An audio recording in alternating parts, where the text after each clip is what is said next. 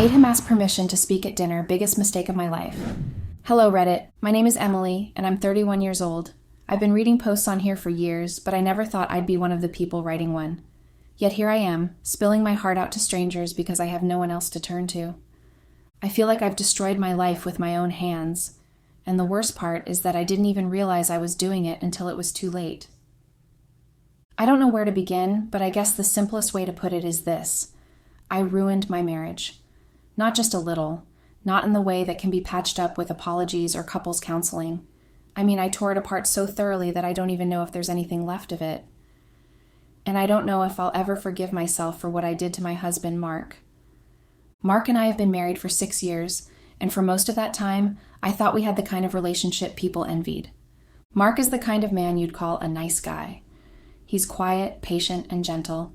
He never raises his voice, never argues, never makes a fuss about anything. He's the kind of person who would rather step back than cause conflict, who would rather let someone else shine than fight for the spotlight. And honestly, that's why I fell in love with him. After years of dating selfish, arrogant men who treated me like an afterthought, Mark was a breath of fresh air.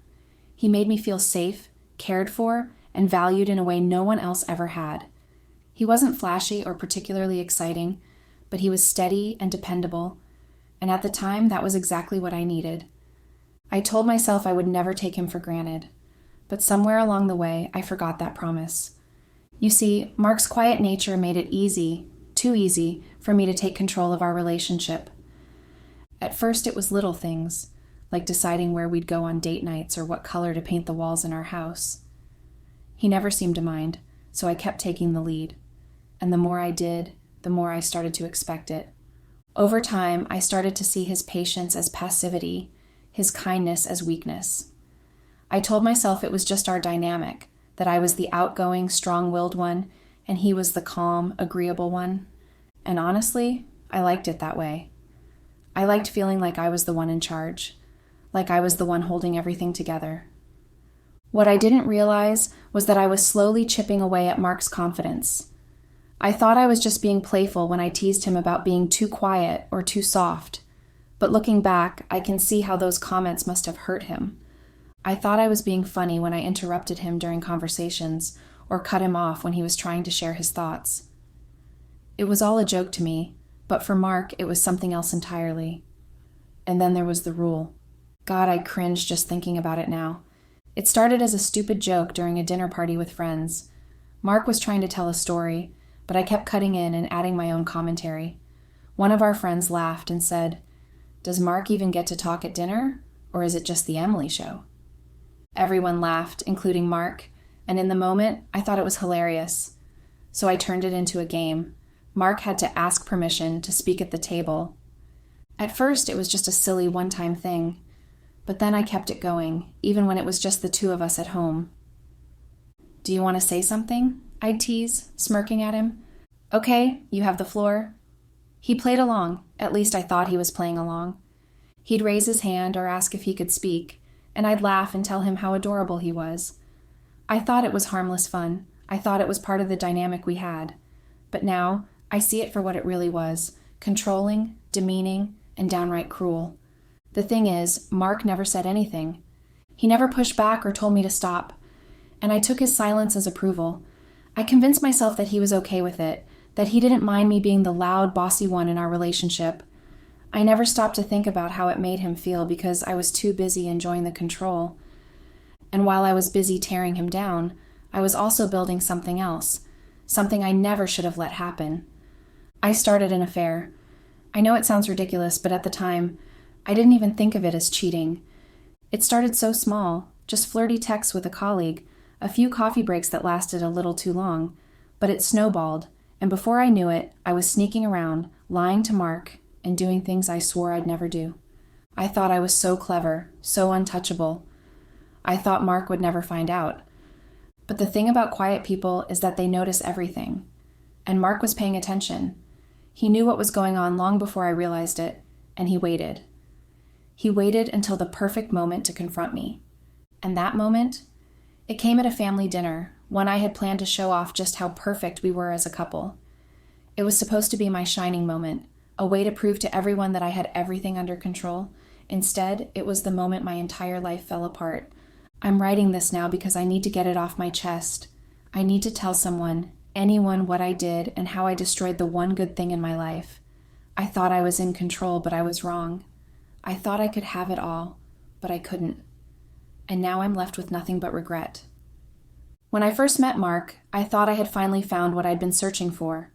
He wasn't flashy or overly charming, not the kind of guy who sweeps you off your feet with grand gestures. But he was steady, kind, and dependable, the complete opposite of the men I had been with before him. And after years of toxic relationships that left me feeling drained and used, Mark felt like a safe haven. He listened when I spoke, remembered the little things about me, and treated me like I was important. For the first time in my life, I felt secure, like I could let my guard down. Mark was the type of person who always thought of others before himself. He would stay late at work to help a colleague finish a project, even if it meant missing our dinner plans. He never complained, even when he had every right to, and he always made sure I was comfortable and happy. I remember thinking that I'd hit the jackpot, that I had found someone who would never hurt me, never betray me, never make me feel less than I was. We got married 2 years after we started dating, and in the beginning, everything felt perfect. Mark worked hard to provide for us, and I threw myself into building a home that reflected the life we wanted together. He trusted me with the big decisions, like choosing our house and planning our future, and I took pride in being the one who held everything together. I thought I was being a good wife by taking charge and making things easier for him, but now I see how one-sided it really was. Mark never pushed back when I made decisions for us, even when I didn't bother to ask his opinion. At first, I appreciated how easygoing he was. It felt like a relief after years of fighting with men who always had to have the last word. But over time, that easygoing nature started to feel like something else, weakness. I hate admitting this now, but I started to see Mark as predictable, uninspiring.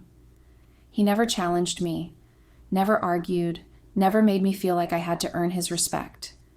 It was like I had all the power in our relationship, and instead of cherishing that, I resented it.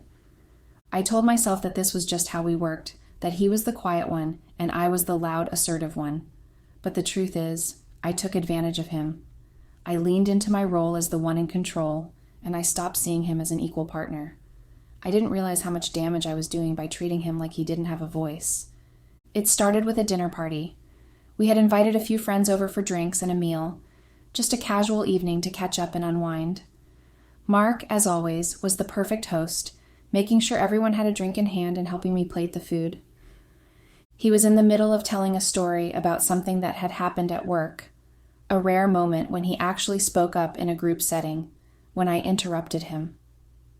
I don't even remember why I did it. Maybe I thought my input was more interesting, or maybe I just wasn't paying attention to the fact that he was still talking. Either way, I cut him off mid-sentence, and the conversation shifted to something else. It happened a few more times that night. Every time Mark tried to contribute to the conversation, I jumped in, either finishing his sentences or steering the discussion in another direction. I wasn't trying to be mean. I genuinely thought I was helping keep the energy flowing, but at one point, one of our friends laughed and said, "Does Mark even get a chance to speak, or is it just the Emily show?" Everyone laughed, including me. Even Mark chuckled, though now I realize it was probably out of discomfort rather than amusement. I joked back, saying something like, "Oh, I let him talk when he has something important to say." It got another laugh, and I felt a little rush of validation, like I had just proven how confident and in control I was. The next night, I brought it up again, thinking it would be funny. I told Mark he had to ask for permission to speak at dinner, like we were playing some kind of silly game. He smiled and played along, probably thinking it was a harmless joke. And for a while it was. But then I started enforcing it seriously, making him raise his hand or say, "Can I speak now?" before he joined the conversation. I thought it was cute, a little inside joke between us. I didn't realize I was chipping away at his dignity every time I made him do it. What I saw as playful teasing, Mark saw as humiliation. Instead of telling me how he felt, he stayed quiet, letting the resentment build. I didn't know it at the time, but I was planting the seeds of our downfall. It's hard to pinpoint exactly when things with Ryan started. He was a colleague of mine, someone I worked with closely on a few big projects. From the outside, Ryan was everything Mark wasn't. charismatic, confident, and full of life. He had this way of making everyone in the room feel important, like they were the center of his universe, and I was no exception. At first, it was just friendly banter. We'd grab coffee together during breaks, share jokes about the office, and vent about work stress. It felt innocent, harmless. But then the compliments started. Ryan would tell me how good I looked in a certain outfit, or how impressed he was with my ideas. He made me feel seen in a way I hadn't felt in years, and I soaked it up like a starving person being offered a feast. The first time we went out for drinks after work, I told myself it was just professional. We were celebrating the completion of a project, and a few other colleagues were supposed to join us. But by the time I got to the bar, it was just Ryan. We talked for hours, and for the first time in a long time, I felt truly excited, like I was rediscovering a part of myself I'd lost. The flirtation escalated quickly after that. We started texting outside of work, little messages that felt harmless at first, but soon took on a different tone. I found myself looking forward to his texts more than anything else in my day. It wasn't long before we moved from texts to secret coffee dates, then to sneaking away during lunch breaks to meet up. The first time we kissed, I felt a rush of adrenaline like I hadn't felt in years. It was wrong and I knew it, but in that moment I didn't care. From there, things spiraled. Ryan and I started meeting at hotels, lying to our spouses, and finding excuses to spend time together. Every time I was with him, I felt powerful, like I was reclaiming something I thought I'd lost in my marriage. But when I went home to Mark, the guilt would creep in. I told myself it was just a phase, that it didn't mean anything. But deep down, I knew that wasn't true. What I didn't realize was that Mark knew. He saw the changes in me, the late nights, the excuses, the way I distanced myself from him, and he stayed quiet, watching it all unfold. I thought I was being clever, but Mark was smarter than I gave him credit for. He was waiting, letting me dig my own grave. And when the time came, he didn't hold back. I had no idea the storm that was coming. The dinner was supposed to be my masterpiece, the ultimate showcase of my control, my charm, and my ability to run a perfect household. It was my idea, of course. Mark would never have suggested something so elaborate. I wanted everything to look flawless, to feel like the picture of a successful, happy couple. In hindsight, I realize now that it wasn't just about impressing others. It was about convincing myself that I still had everything together. I planned every detail meticulously.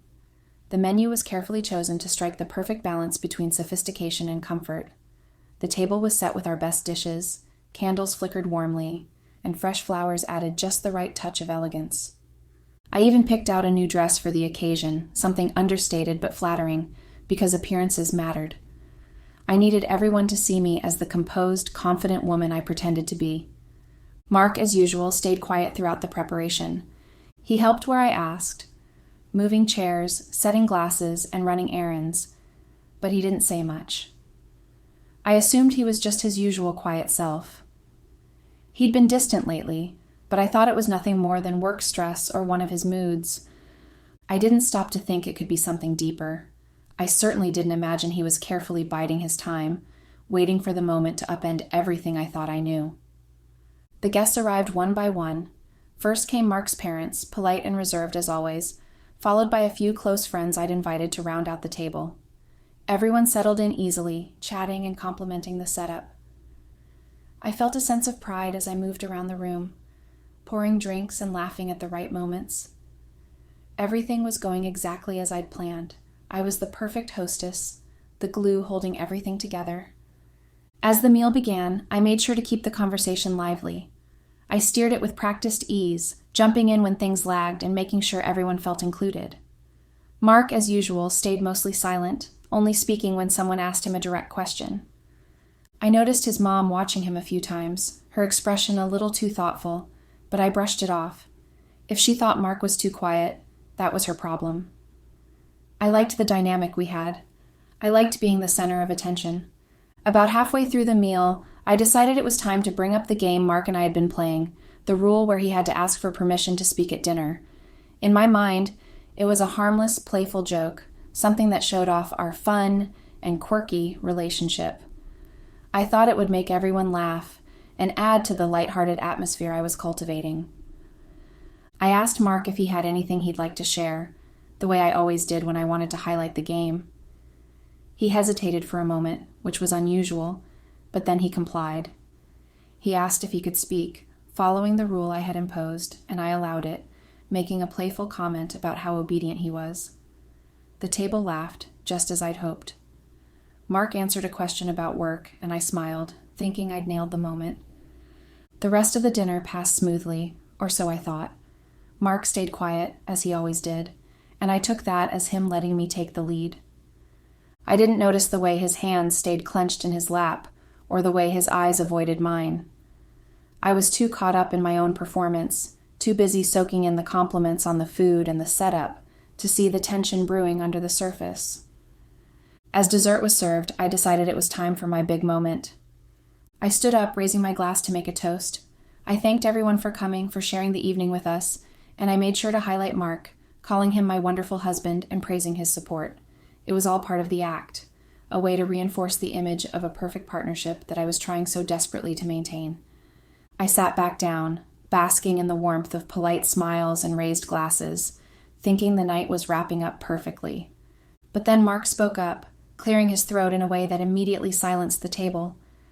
At first I thought he was going to add something to the toast, maybe echo my sentiment and thank the guests.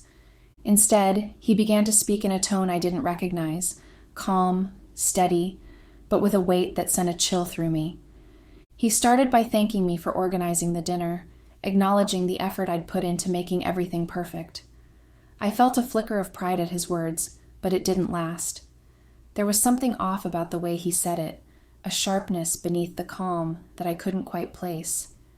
Then he shifted, talking about the dynamics of our relationship, about how much trust he'd placed in me over the years.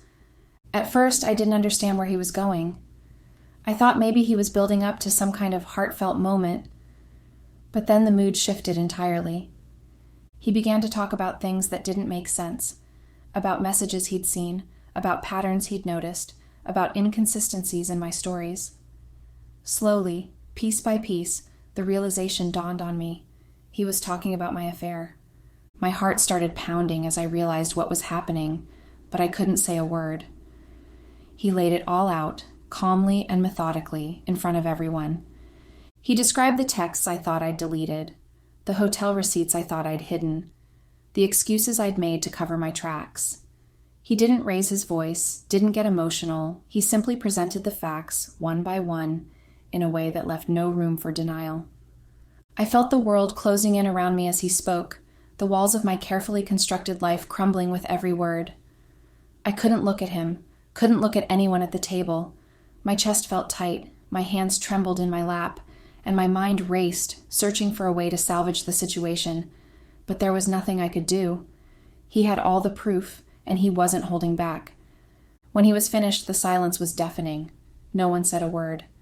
Mark stood up, thanked everyone for coming, and walked out of the house without looking back.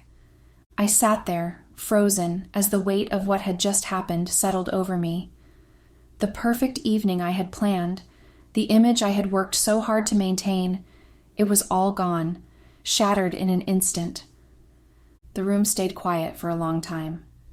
Mark's mom looked at me with something between pity and anger, while his dad simply shook his head.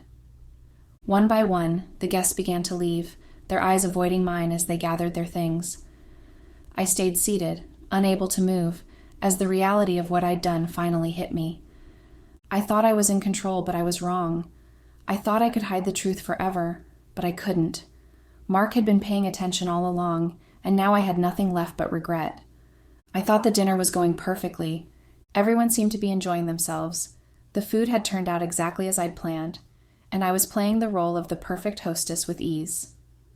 I had just finished my toast, basking in the polite smiles and murmurs of approval from the table, when Mark cleared his throat. At first, I didn't think much of it. Mark clearing his throat was nothing unusual, and I figured he was about to add something to the toast, or maybe make a lighthearted comment to break the tension I hadn't realized was building. I smiled at him, waiting for him to speak. When he asked, with exaggerated politeness, if he could share something important, I waved my hand, giving him the floor with an air of mock graciousness. I thought he was playing along with the dynamic I'd spent years creating, the one where I always had the final say. I leaned back in my chair, still riding the high of my performance, expecting Mark to say something complimentary about the dinner or our life together. Instead, he started talking about how much effort I'd put into planning the evening, how much trust he'd placed in me throughout our marriage, and how he felt it was only fair to finally address something he'd been keeping to himself. His tone was calm and measured, but there was an edge to his words that made my stomach tighten. As he spoke, I began to feel uneasy. There was something different about him, something I couldn't quite place.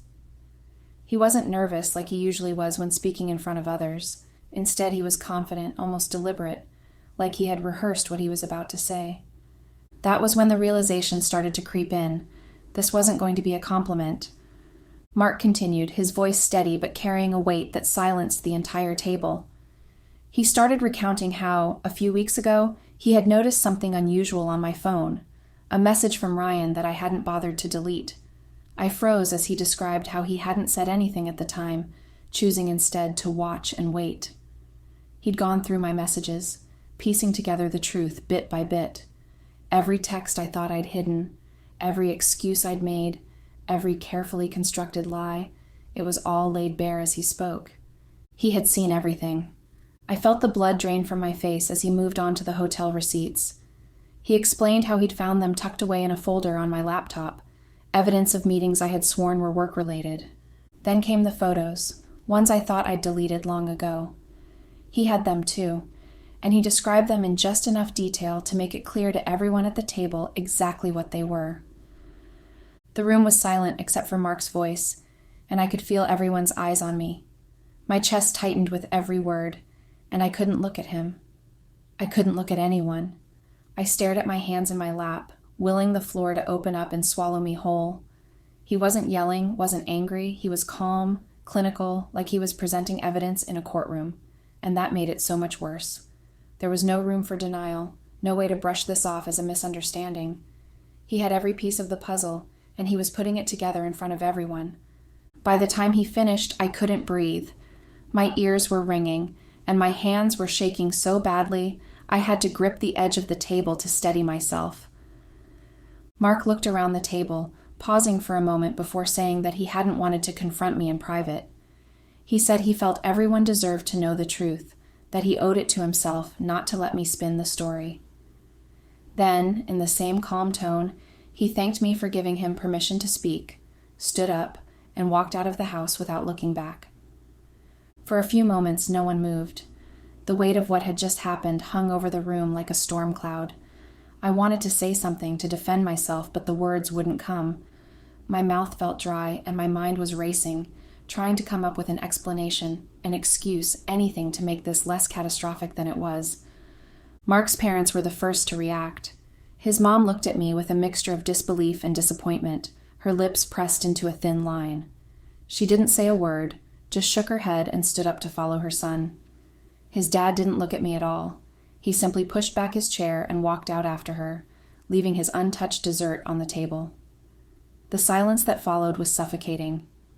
One of Mark's friends who had been sitting across from me stood up next.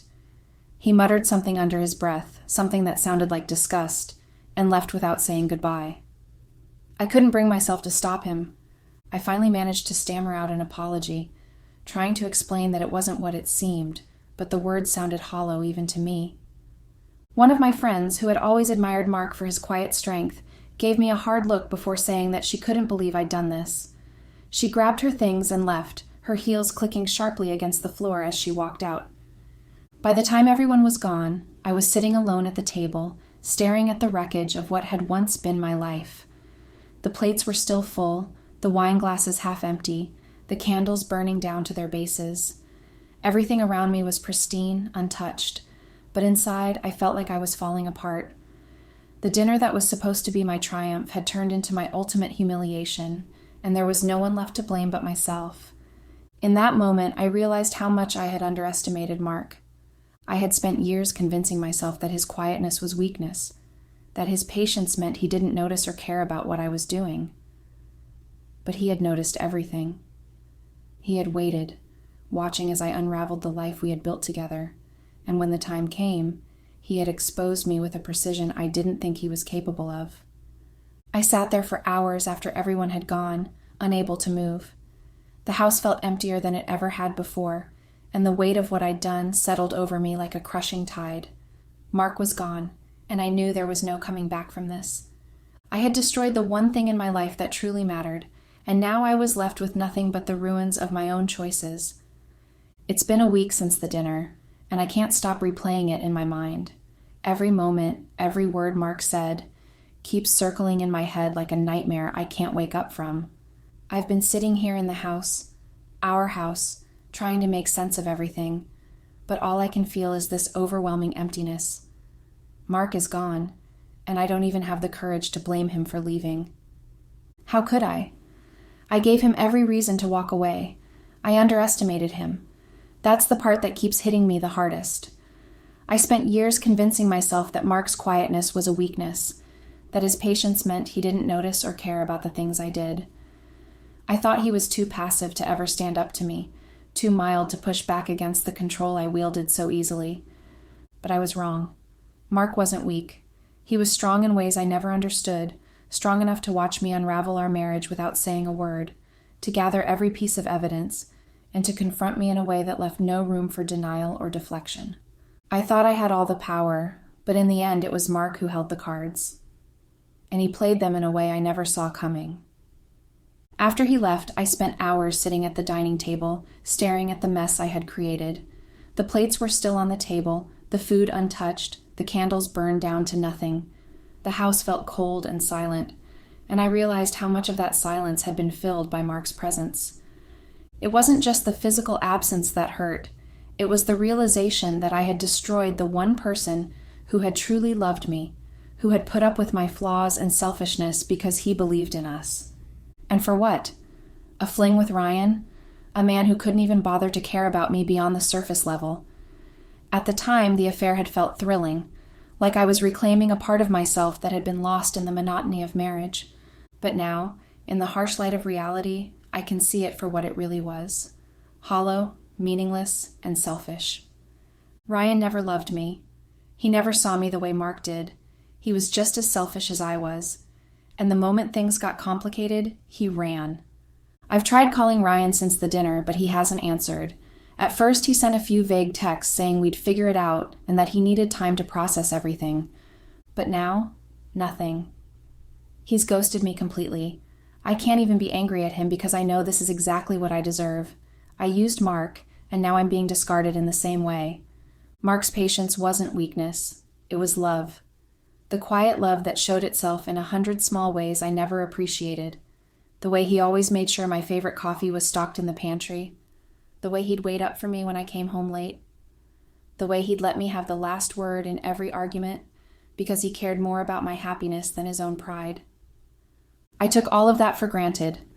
I mistook his kindness for passivity and his silence for ignorance. But now I see that Mark wasn't silent because he didn't care.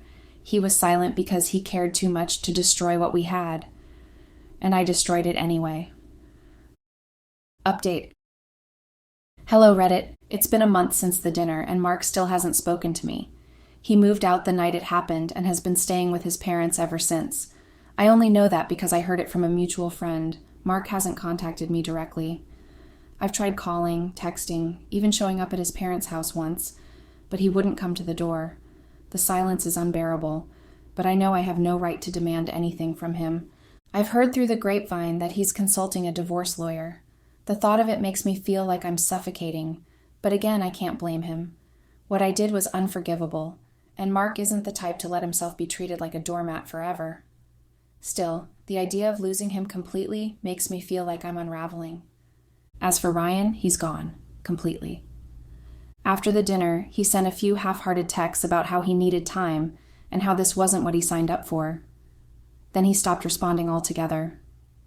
I've called him, messaged him, even tried stopping by the coffee shop where we used to meet, but it's like he's vanished. I feel used, discarded, and empty in a way I've never felt before. And honestly, I deserve it. I used Mark in the same way. I threw away his love for the sake of a fleeting thrill, and now I'm left with nothing. Even my friends have started distancing themselves. My sister told me outright that I deserved what happened, that I'd made my bed and now I had to lie in it. Sophie, the one who used to egg me on and laugh at my jokes about Mark, hasn't returned my calls in over a week. It's like everyone has finally seen me for what I am, and they want nothing to do with me. The house feels unbearably empty without Mark. Every corner of it reminds me of him, of us, of what we had, and every time I think about how I threw it all away, I feel like I'm drowning. Update. Reddit, this is going to be my last post here. Everything has finally crashed in my life. Mark has officially filed for divorce. I got the papers yesterday, and seeing his name on that line, next to the words citing infidelity, broke something inside me. I knew this was coming, but I still wasn't ready for it. I've spent the last 24 hours rereading our wedding vows, trying to understand how I let myself forget what they meant. How did I let myself destroy something that was so precious, so irreplaceable? I've thought a lot about Ryan in the past few weeks, about how our relationship was built on lies and escapism. It was never real. It felt exciting at the time, but it was a shallow kind of excitement, the kind that fades as quickly as it came. I thought Ryan was giving me something I was missing in my marriage, but all he did was distract me from the truth, that what I had with Mark was real. It was steady, it was quiet, and it was love in its purest form, and I threw it away for nothing. I haven't heard from Ryan since the dinner. I suspect he's already moved on, probably to someone else who can give him the attention. I can't anymore. It hurts to admit it, but he was never going to be there for me the way Mark was. I see that now. If there's one thing I've learned from all of this, it's that you should never take someone's love for granted. Mark was the best thing that ever happened to me, and I destroyed it because I couldn't see past my own ego. I let my boredom and selfishness blind me to the quiet, steady love of a man who truly cared for me. To anyone reading this, don't make the same mistake I did. Don't let your pride or your need for control ruin something beautiful. If you have someone in your life who loves you quietly, who shows you kindness in small, everyday ways, hold on to them, cherish them, because once they're gone, you'll never get them back. And trust me, the regret will stay with you forever. I know I'll regret this till I die. Goodbye, Reddit.